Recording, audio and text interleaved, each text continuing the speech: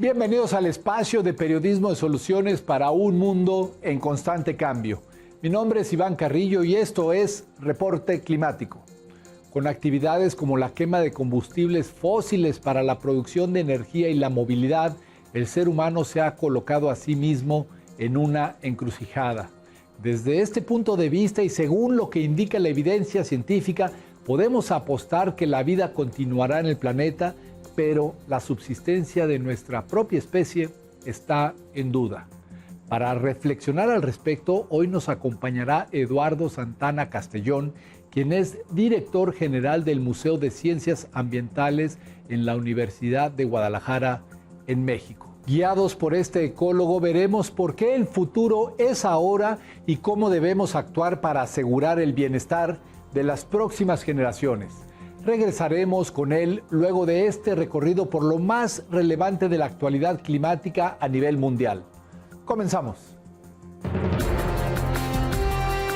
El cambio climático le está robando horas de sueño a la humanidad, de acuerdo con un nuevo estudio publicado en la revista One Earth. La evidencia científica indica que la temperatura óptima para dormir es de 17 a 18 grados Celsius, una condición cada vez más rara debido a la alteración del clima. Y es que con el calor creciente, las personas tardan más tiempo en conciliar el sueño y se despiertan más pronto. La reciente investigación lo confirmó al registrar el sueño de casi 50,000 individuos de 68 países, descubriendo que dicho impacto es mayor en las mujeres, las personas mayores y los habitantes de países de bajos ingresos. Además, concluyó que para finales de siglo, los seres humanos dormiremos 50 horas menos al año por culpa de las noches calurosas.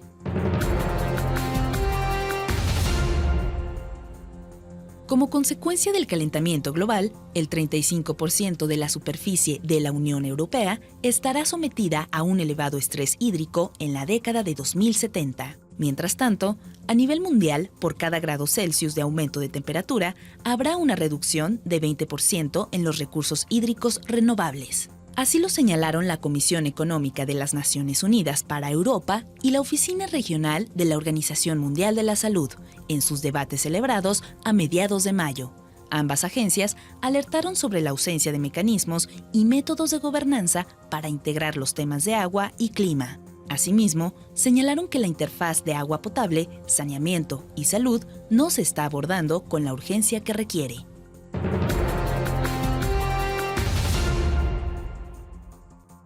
En todo el planeta, personas de a pie están desarrollando proyectos para combatir la crisis climática. Es el caso de la iniciativa Bicimáquinas, una pequeña empresa fundada en Jalisco, México, por un grupo de amigos con intereses comunes en agricultura orgánica, herbolaria, nutrición, ecotecnias y energías alternativas. Bicimáquinas diseña y vende aparatos cero emisiones, los cuales funcionan con pedales de bicicleta. En su catálogo tienen desgranadores de maíz, lavadoras de ropa, licuadoras e incluso generadores de electricidad. A la fecha, cuentan con 14 inventos, de los cuales 5 ya se están comercializando en México y algunos hasta en el extranjero. Las personas nos preguntamos sobre nuestro origen constantemente. Fue la teoría de la evolución, publicada en 1859 y formulada por Charles Darwin y Alfred Russel Wallace a través del concepto de la selección natural, la que nos dio un marco para poder explicar quiénes somos y de dónde venimos todos los seres vivos. A partir de ese momento, arrancó la famosa búsqueda del eslabón perdido, una moda que alcanzó su pico en la primera mitad del siglo XX. El objetivo era encontrar una suerte de vestigio que demostrara la transición entre los simios y nosotros, pues se creía que la evolución era lineal. Pero esta idea fue desechada en cuanto comenzaron a descubrirse no uno ni dos, sino una gran diversidad de fósiles claramente asociados al ser humano, a sus ancestros y parientes. Ya nadie habla de eslabones, sino de especies y de cronoespecies, que configuran un arbusto en el que pueden convivir distintas formas evolutivas del mismo o diferente género. Hoy sabemos que los Homo sapiens llevamos unos 300,000 años sobre la faz de la Tierra y que somos una de las tantas especies de humanos que han existido, aunque la única que sobrevive actualmente. reconocemos también que durante la mayor parte de nuestra historia fuimos cazadores-recolectores y que apenas hace 10.000 años empezamos a cambiar nuestro modo de vida gracias a la agricultura. Esto no ocurrió en un solo lugar. La agricultura se desarrolló de manera independiente en varios puntos del planeta, en Mesopotamia y Egipto, donde se cultivó trigo y cebada, en Mesoamérica con el maíz y en el este de Asia con el arroz. Se trata de todo un periodo que dio origen al comercio, ya que lo que sobraba de las cosechas se intercambiaba por otros productos. Con el comercio, a su vez, inició la división del trabajo, es decir, las personas se fueron especializando en sus actividades. Además, la población fue en aumento y cada día demandó más alimentos, bienes y servicios. La agricultura también hizo que la ciencia y la tecnología avanzaran más rápido, y esto eventualmente desencadenó el siguiente gran cambio, la Revolución Industrial, ocurrida entre 1760 y 1840. Pareciera que sucedió hace mucho, pero sus impactos determinaron el devenir de la humanidad hasta nuestros días. De la Revolución Industrial heredamos el trabajo mecanizado, la concentración de la población en las ciudades y, por supuesto, el cambio climático antropogénico. Este empezó a notarse en regiones como el Ártico, luego en los océanos tropicales y ahora se siente en todos lados: Norteamérica, Europa, Asia, etc. La Tierra ya se ha calentado y enfriado de forma natural en sus más de 4.000 millones de años de historia. Pero lo cierto es que estos ciclos siempre habían sido mucho más lentos, mientras que ahora, y como consecuencia de la actividad humana, estamos alcanzando niveles que en otras épocas trajeron consigo grandes extinciones.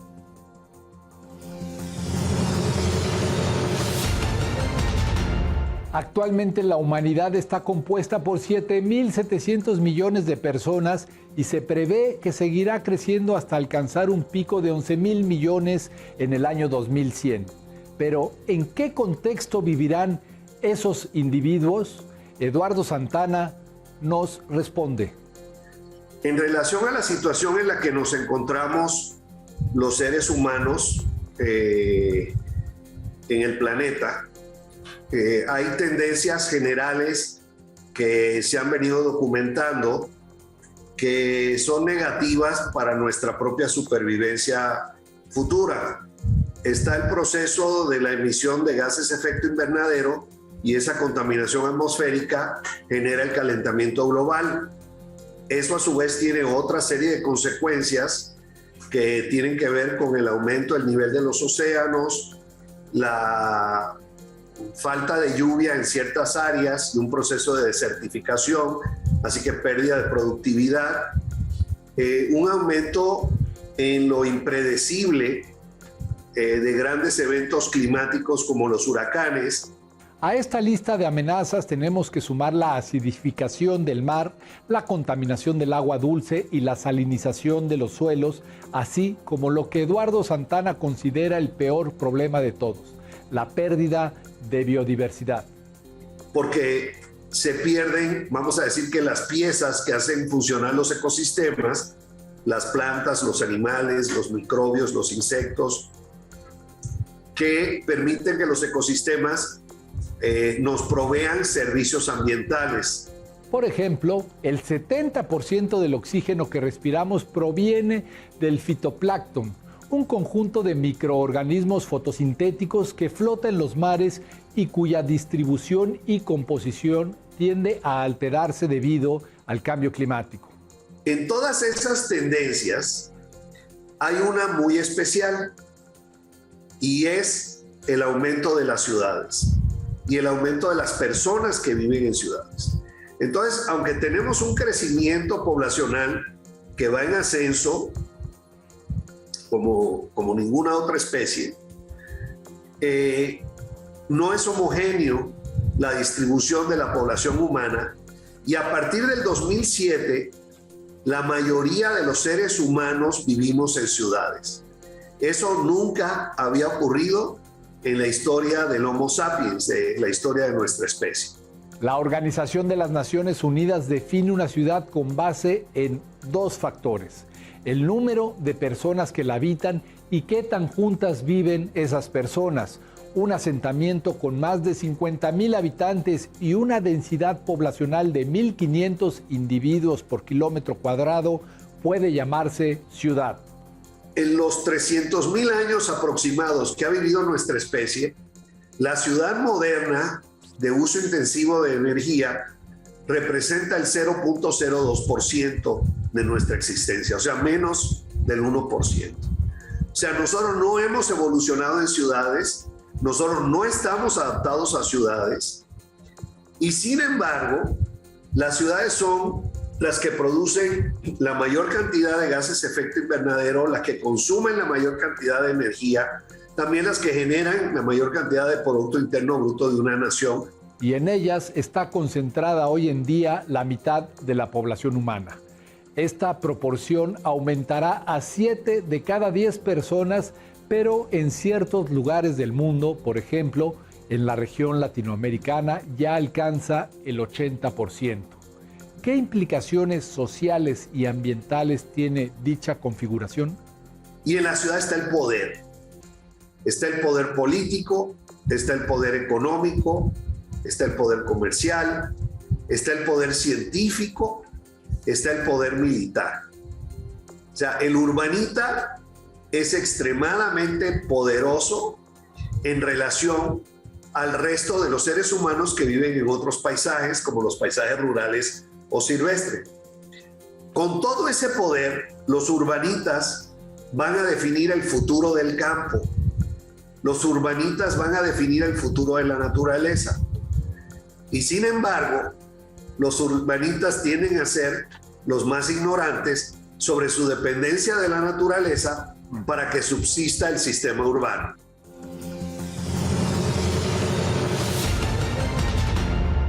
Una ciudad sostenible es aquella que ofrece calidad de vida a sus habitantes sin poner en riesgo los recursos y que vela también por el bienestar de las generaciones futuras para el desarrollo humano armonioso y respetuoso con la naturaleza que habita e integra.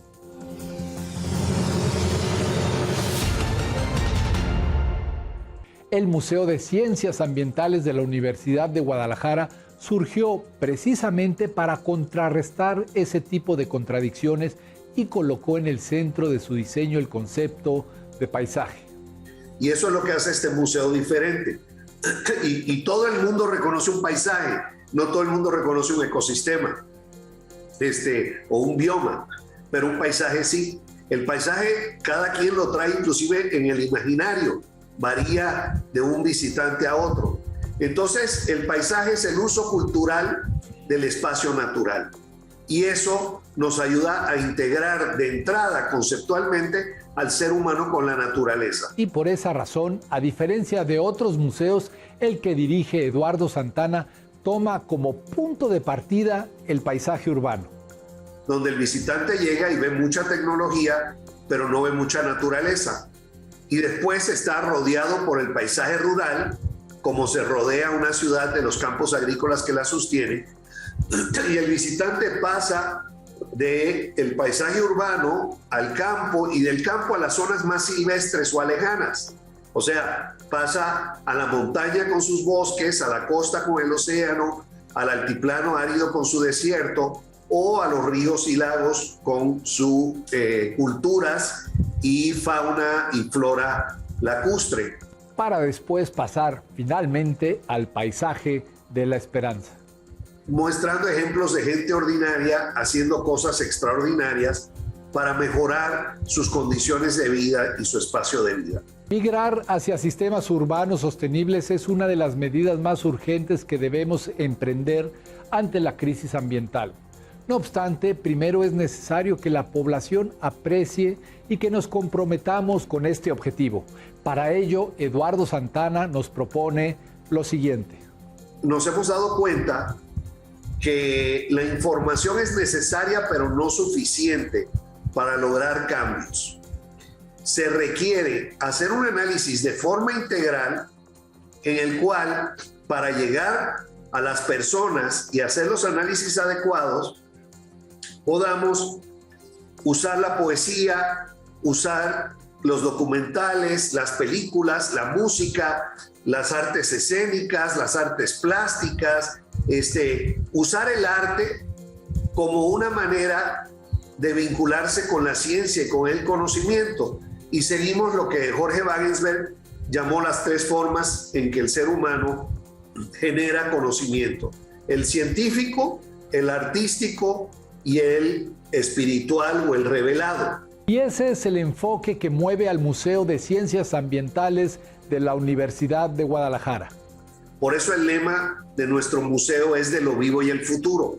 Porque antes los museos era para comprender de dónde venimos, cómo eran las cosas, qué nos trajo a donde estamos. Y eran, pues, interpretar el mundo. Ahora los museos, aparte de hacer eso, que lo siguen haciendo, tienen diálogos sobre hacia dónde vamos, cómo construir consensos hacia las diferentes rutas que tiene la sociedad o la humanidad en su conjunto para nuestro desarrollo social, científico, espiritual en el planeta que estamos destruyendo. Se trata de mostrar lo complejo que muchas veces pasa inadvertido, se siente lejano en el tiempo o aparentemente ajeno a nuestro entorno inmediato. El nacimiento del comercio global, mucho más cercano de lo que imaginamos, es un ejemplo de ello. Ya que de aquí surge la ruta desde donde Urdaneta y López de Legazpi, al llegar a Manila, empieza el comercio con los chinos y empieza la globalización económica mundial, de aquí de Barra de Navidad. Entonces, que encontraron la tornavuelta por la parte norte del Océano Pacífico gracias a la Fuerza Coriolis, y ya después se mudó a Acapulco como el puerto principal, y la mayoría de la plata y el oro del mundo se movió a través de México durante más de 300 años. Entonces, nunca podemos ignorar el comercio y la economía en un análisis de las realidades socioecológicas del planeta y de los problemas ambientales. Pero esta clase de relaciones pueden ser técnicamente invisibles y entonces hay que echar mano de instrumentos y recursos que nos permitan develarlas. Nosotros tenemos laboratorios de física, química, biología, talleres de mecatrónica, un auditorio que es también teatro, salones de clase, para poder tener equipo de alta calidad, que no todas las preparatorias lo tienen, pero que aquí puedan, con orientadores y con sus maestras y maestros, hacer prácticas a ese nivel de análisis pues molecular, a nivel anatómico, y no hay paredes en el museo, porque en la naturaleza no hay paredes. El visitante se mueve y sabe dónde está de acuerdo al paisaje sonoro, a los colores, a las formas, a las texturas. Y ya después en la azotea, más arriba, hay un mirador que es parte de la infraestructura. Desde 33 metros de altura se ve la mayor exhibición del museo, pues que es toda la ciudad de Guadalajara. Que por su tamaño, actividad económica y número de habitantes suele posicionarse como la segunda ciudad más importante de México. Se ve desde el Bosque de la Primavera hasta la Barranca del Río Santiago, se ven las grandes disparidades sociales, se ve desde Andares con la mayor plusvalía a Lomas del Centinela, allá en la Mesa Colorada, en el borde de la ciudad, se ve el tren ligero, se ven los tinacos, se ven las rutas de bicicleta, en fin, interpretamos desde allá arriba la ciudad también como un gran salón de clases. Y también como una oportunidad para la sostenibilidad urbana. Esos son los diferentes elementos de infraestructura, pero hay uno muy especial que es el Laboratorio de Desarrollo Comunitario. Y ese no es para visitantes, este es solo para los vecinos. Este es un lugar de construcción de consensos, de análisis de problemáticas barriales, de una biblioteca con un espacio para investigación, espacios de trabajo, para trabajar con el ayuntamiento, la universidad, las asociaciones civiles y las organizaciones vecinales para apoyar a transformar para bien el entorno inmediato del museo y trabajar inclusive haciendo tareas con los niños y adolescentes después de clase, etcétera, cubriendo una necesidad. Más del 25% de los hogares alrededor del museo están dirigidos por familias donde una mujer es la cabeza de familia, y entonces ese es el otro elemento de infraestructura para un objetivo que es contribuir a la resolución de problemas sociales y ecológicos en su entorno. En sitios como el Museo de Ciencias Ambientales de la Universidad de Guadalajara no hay respuestas absolutas sobre nuestro futuro, pero sí alternativas tangibles para nuestro porvenir. Decía un pensador, Aldo Leopold, que el problema de los que tenemos una educación en ecología es que vivimos en un paisaje lleno de heridas que nadie ve. Y también decía él que a pesar de que los grandes logros tecnológicos que nos llevan a descifrar el átomo, a llegar a la luna, a controlar las mareas, todavía no nos ayuda a resolver el reto más antiguo de la humanidad, vivir en una parcela de tierra sin echarla a perder. Y ahorita ese es el reto, así de sencillo. ¿Cómo vivimos, sea en la ciudad, sea en el campo o todo el planeta, cómo vivimos en esta parcela de tierra sin echarla a perder?